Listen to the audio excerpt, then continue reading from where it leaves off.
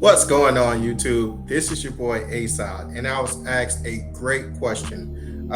A question came about that said, "Hey, what makes the difference between the A side and the B side, and what makes someone the A side versus the B side?" And I think this is a very important question for when you get inside of boxing because you're going to want to be able to distinguish who is the A side versus who is the B side, and why can the A side make the shots and the B side will pretty much have to concede for any one of their shots.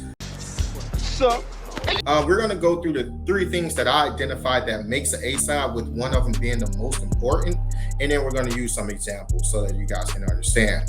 So, with the first of the three things, you're going to want to make sure that that person has a lot of pedigree and accomplishments.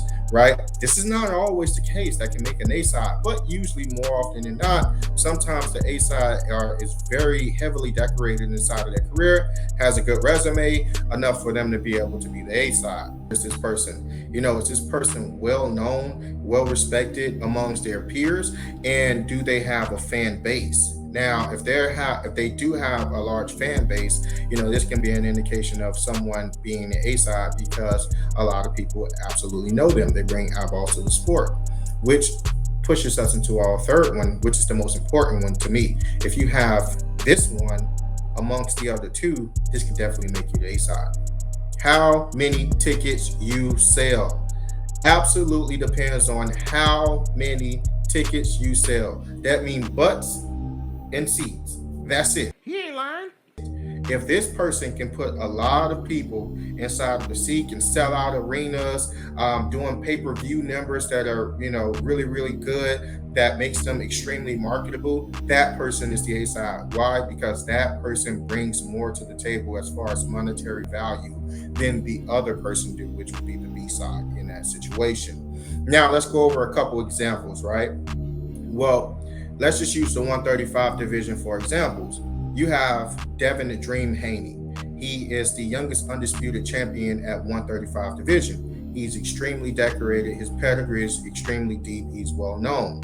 Versus Shakur Stevenson, for example. Shakur Stevenson is heavily decorated. His pedigree runs deep as well, but he is not as decorated at the 135 division as Devin. So that will make Devin Haney the A side in that particular situation. Oh, say less.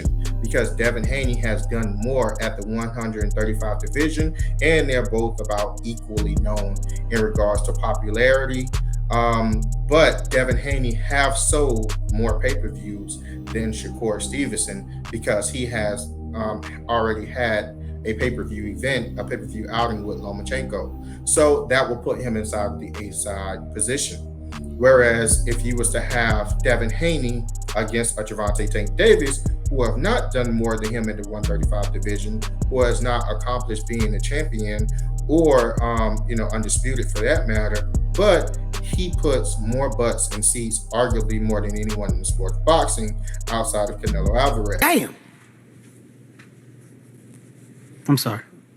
In that particular situation, although Devin Haney is popular, he puts butts in the seats, and he also have a deep pedigree and also is very well accomplished inside of the 135 division, he will still be the B side to Gervonta Tank Davis because Gervonta Tank Davis put more butts in seats than Devin the Dream Haney. You can use the bout against Ryan Garcia as an example, selling just over $1.5 million. Got him. We fucking got him. So with that being said, those are a couple of examples of what will make an A side versus a B side. Now, in a situation where you're just talking about pedigree and you're talking about accomplishments, we can use Shakur Stevenson and Frank Martin, for example.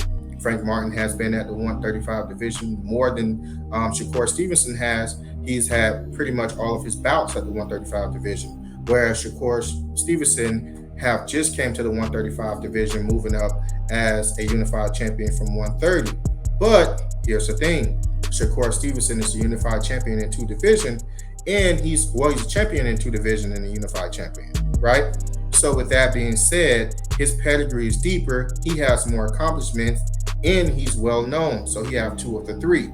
I have come here to chew bubblegum and kick ass. And I'm all out of bubblegum.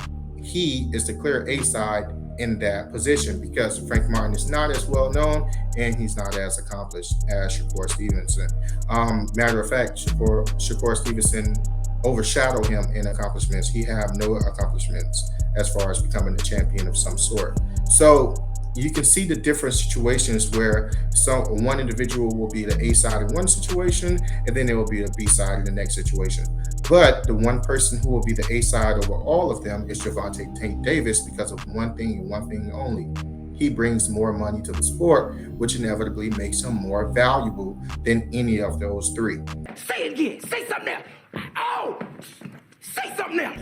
So with that being said, now you can see the difference between the A side and the B side. If you're new to boxing, welcome to boxing. We actually appreciate you coming here and being a fan.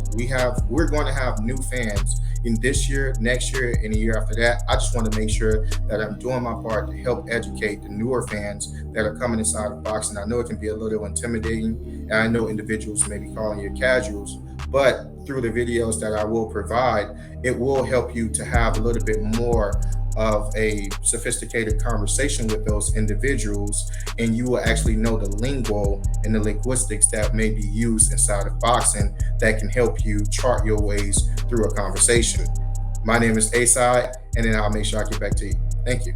Bye-bye.